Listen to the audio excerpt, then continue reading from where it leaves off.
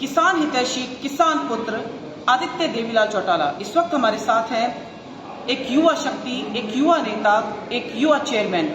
Haryana state agriculture marketing board के 6 महीने पहले इन्हें महत्वपूर्ण जिम्मेदारी के तौर पर सौंपी गई। हरियाणा सरकार ने, मुख्यमंत्री मनोहर लाल ने, उप मुख्यमंत्री दुष्यंत चौटाला ने, तमाम उनकी टीम ने इन पर विश्वास जताया और उसी दिशा में लगातार विकास की ओर अग्रसर है हरियाणा मार्केटिंग बोर्ड। और आज एक महत्वपूर्ण दिन है क्योंकि आज हरियाणा मेजबानी कर रहा है इंटर स्टेट जो इनका इंफ्रास्ट्रक्चर को लेकर और ट्रेड को लेकर जो सेमिनार हुआ है, कॉन्फ्रेंस हुआ है, इसमें 7 स्टेटों के हरियाणा मार्केटिंग बोर्ड के चेयरमैन ने जो कॉन्फ्रेंस आयोजित की है, इसमें उन मार्केटिंग बोर्ड्स के चेयरमैन भी शामिल हुए हैं।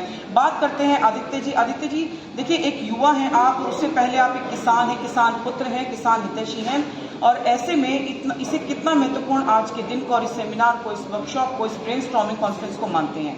देखिए, सबसे पहले तो मैं आपका धन्यवाद करूँगा कि आप आज किसान के बारे में सोचने वाले तमाम स्टेट्स के डेलीगेट्स आज एकत्रित हुए हैं, उसको आप कवर करने आए हैं। मैं ये समझता हूँ किसान पूरे देश का पेट भरने वाला अन्नदाता है और उसको मजबूत करना मार्केटिंग बोर्ड के चेयरमैन होने के नाते मेरा धर्म है।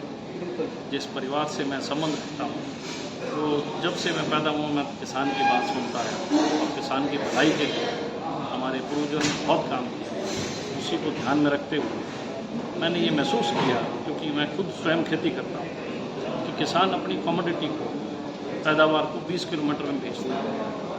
हमारे हिंदुस्तान के अंदर भौगोलिक दृष्टि से जो फसल जिस इलाके में पैदा होती है उतनी सब ज़्यादा बल्क में होती है कि उसके खरीदार नहीं, उस इलाके में उसके भाव बहुत कम होते हैं पैदावार ज़्यादा होने का।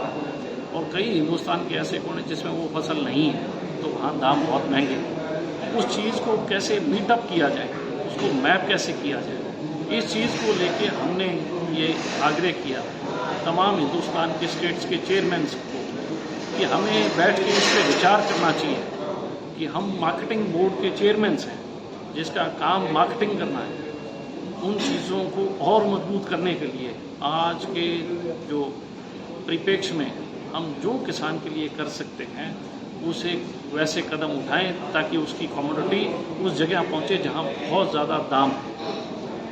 और ये तमाम चीज़ें आज तक कभी डिस्कस नहीं हुई, क्योंकि हमने ट्रेडर को दे दिया था, प्राइवेट प्लेयर को दे दिया था।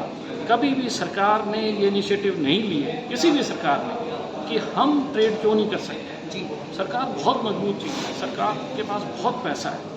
हम बैंकों को पैसा देती है सरकारें किसानों को पैसा देती है सब्सिडी पे। तो किसान के जो प्रोडक्ट हैं उसको बेचने के लिए सरकार मार्केटिंग क्यों नहीं कर सकती।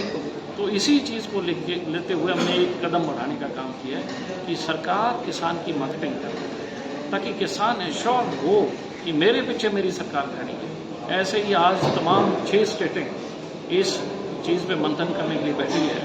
और मैं तो धन्यवाद करता हूँ गोवा स्टेट का, कि गोवा ने हमसे भी एक कदम आगे बढ़ाते हुए अपनी बीओडी में इस एजेंडे को लेके आ गई कि हरियाणा को हम सारी हमारी स्पेस देने को तैयार हैं, हमारे वेयर हाउस देने को तैयार है, हमारे कोल्ड स्टोर्स उन्होंने ऑफर कर दिए हैं। तो मैं तो सैल्यूट करता हूँ गोवा के चेयरमैन, जो पूर्व में मंत्री भी कोऑपरेटिव मिनिस्टर रहे हैं, श्रीमान प्रकाश विलिप को, कि हमने तो एक आइडिया रखा था और उन्होंने उसको आइडिया को बहुत जल्दी इनिशिएटिव लेते हुए इसको एक कदम और आगे बढ़ाने का काम किया है। आग्रह करता हूँ तमाम स्टेटों से कि वो भी आएँ और इस चीज़ में भागीदार बने, ताकि हम अपनी स्टेट के किसान का ख्याल करें और उसके अनाज का, उसके पैदावार का, फल व सब्जी को हिंदुस्तान के उस कोने में पहुँचाएँ जिस कोने में भाव बहुत ज़्यादा हो, ताकि उसके दाम मिलें।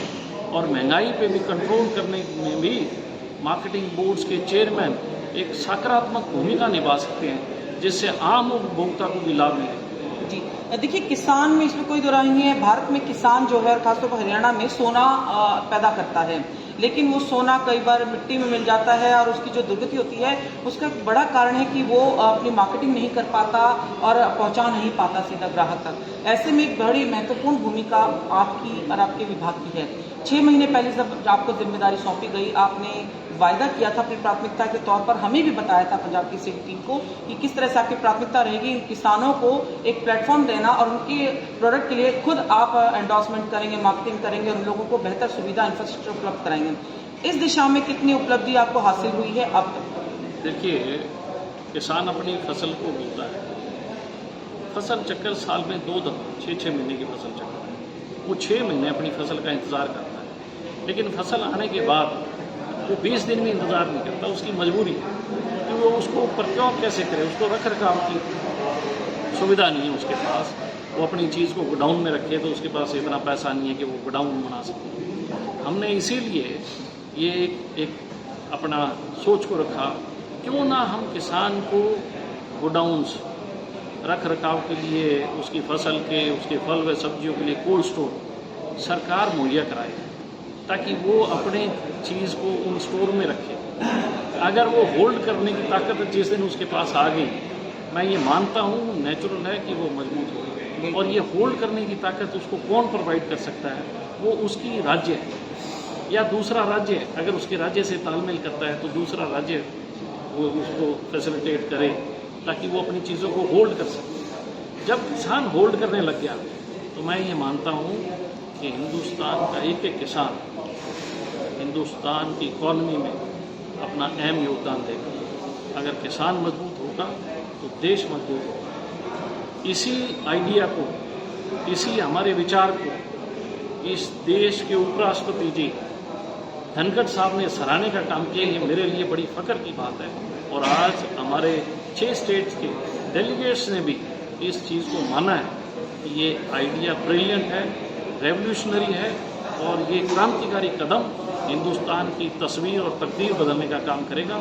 इकॉनमी में बहुत अहम रोल किसान अदा करने जा रहे हैं। ये आपकी किसान की सोच ही है, इसमें कोई दो राय नहीं। जो आपने किसान मेला आयोजित अभी साल में किया, उसकी प्रशंसा न केवल हरियाणा के मुख्यमंत्री ने बल्कि जैसा कि उपराष्ट्रपति ने खुद उसकी तारीफ की और जिस तरह से किसानों से उन्होंने बातचीत की और उन्हें जो रिस्पांस मिला उसको लेकर भी उन्होंने कहा। माना जाए कि ऐसे मेले और फिर दोबारा जल्दी देखने को मिलेंगे। पहले साल में तो निश्चित तौर पे हमारे अब हमने ये इनिशिएटिव लिया है कि इन मेलों को हर जिले में लाएं, क्योंकि हर जिले का फसल चक्र अलग है। हमारी गेहूं कॉमन है, हमारा धान कॉमन है, उसके बाद हमारी जो फल व सब्जियां हैं वो अलग अलग है। हमारा आज फल हरियाणा में सबसे ज़्यादा किन्नू है, हमारा सेकंड फ्रूट अमरूद है, हमारा थर्ड फ्रूट लीची और मैंगो है।